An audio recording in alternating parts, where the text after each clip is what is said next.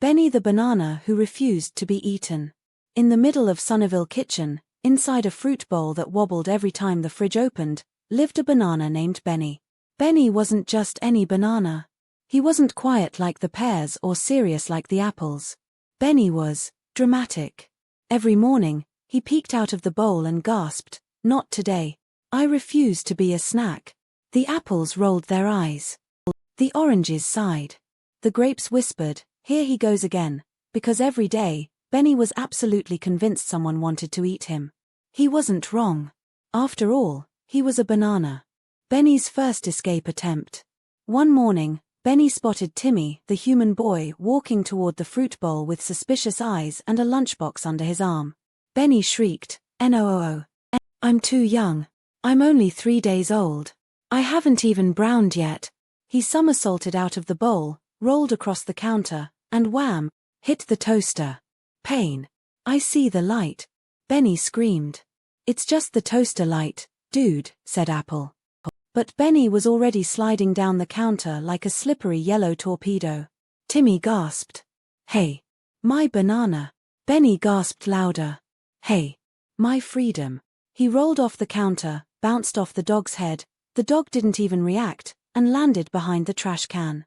Victory. "I am a genius," Benny whispered. But Timmy shrugged, grabbed an apple instead, and walked away. The apple glared at Benny from the lunchbox. "Traitor," Benny whispered dramatically. The fruit meeting of doom. That afternoon, the fruit bowl held an emergency meeting. Pear cleared his throat. "Benny, you are causing problems." "What problems?" Benny asked. Grape raised one tiny grape hand. "You kicked me out of the bowl yesterday." "You were in my thinking spot," Benny said. "We do not have assigned spot." Orange yelled. Benny leaned in. "We could. And I call the top spot." Apple facepalmed. Pear sighed. "The point is, Benny, you cannot keep diving out of the bowl. It's dangerous." "Oh please," Benny said. "Danger is my middle name." "No, it's literally banana," said Apple. "Benny banana banana," Grape added. Everyone laughed. Benny rolled his eyes. "Mock me if you must, but I refuse to be eaten. I have dreams. I want to see the world. I want to be a famous banana model. I want to." Suddenly, the fridge door opened. All fruit froze. Mrs. Willow reached inside and grabbed the whipped cream. "Oh no," Apple whispered. "Dessert time." Benny screamed so loudly even the toaster jumped. Benny versus dessert time. Mrs. Willow hummed as she grabbed a bowl, strawberries, and a spoon.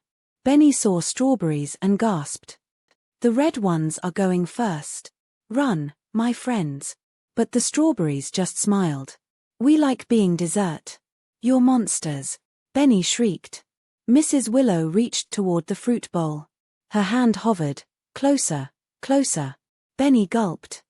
And then she picked up an orange. The orange whispered, "Tell my peel." He was gone. Benny fainted dramatically. When he woke up, Pear said, "You're being ridiculous." "Am I?" Benny yelled. "Am I really? Or am I the only one here who understands the banana struggle?" The fruit groaned. Benny flopped onto his side like a tragic hero from a fruit soap opera.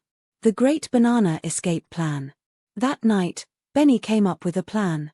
A very stupid plan. A very Benny plan. "I will escape this bowl, forever," he declared. Grape asked, "To go where?"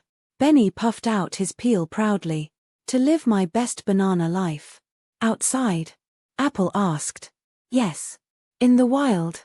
"Yes." "You'll rot in 2 days." Benny froze. "Well, I'll rot fabulously." The escape begins. When the kitchen got quiet, Benny made his move. He wiggled, wiggled, wiggled, and finally rolled out of the bowl.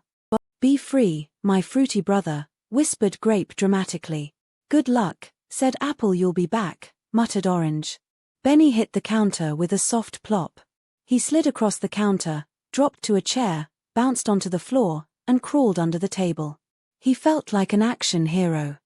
He whispered to himself, "Call me Banana Bond." He discreetly looked around. No humans. No dogs. Just a Roomba humming in the distance.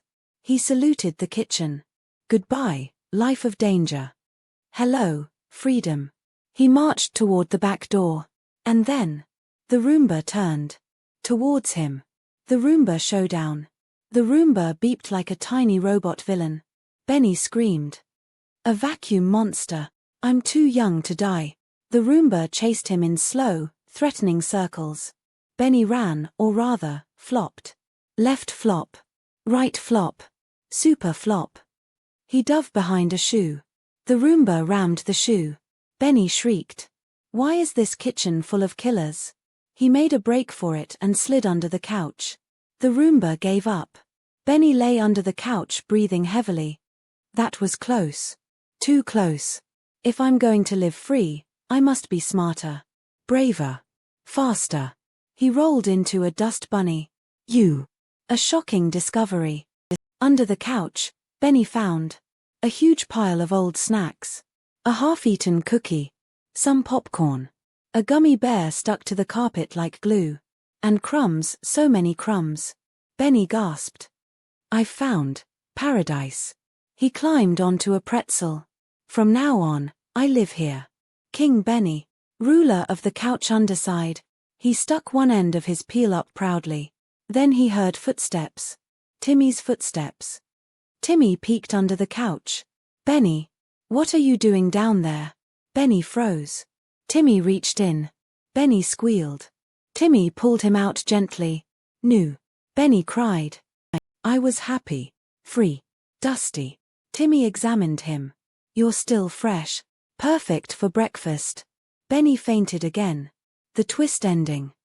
The next morning, Timmy placed Benny on the counter next to a bowl and a knife. Benny trembled.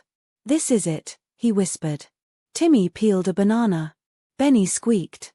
Goodbye, world. But Timmy didn't peel him. He peeled the banana next to him. Benny gasped so loudly a spoon fell over. He spared me.